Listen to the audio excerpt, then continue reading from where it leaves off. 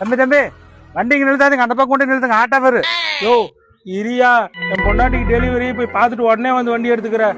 ஓ delivery இருந்தாலும் சரி, எந்த வரி இருந்தாலும் சரி, வண்டிக்கு நிறுத்தக்கூடாது, முதல்ல வண்டி எடு. இரியா, வண்டி என்ன ரோட்டு மேலதான் நிக்குது, உன் வயிற்று மேலயா நிக்குது? இரு வந்துடுறாரு. நாட்டுல 3/4 பேர் இப்ப திடுக்கு பிடிச்சிதான் தெரிய வேணும் இருக்குது. 5 minutes later.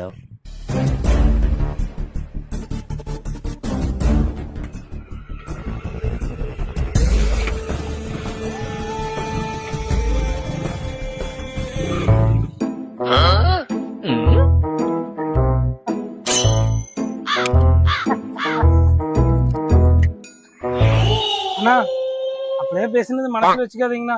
வண்டி ஏதோ டயரே சுத்த மாட்டேங்குதுங்கண்ணா, கொஞ்சம் என்னன்னு பாருங்கண்ணா. அதெல்லாம் பாத்துக்கலாம், பிரச்சனை இல்ல. ஆனா என்ன கொஞ்சம் செலவாகு.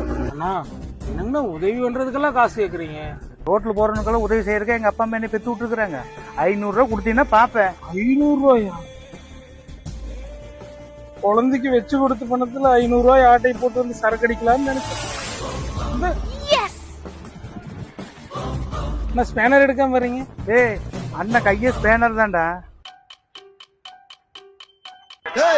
எப்படி எங்க கிட்டியா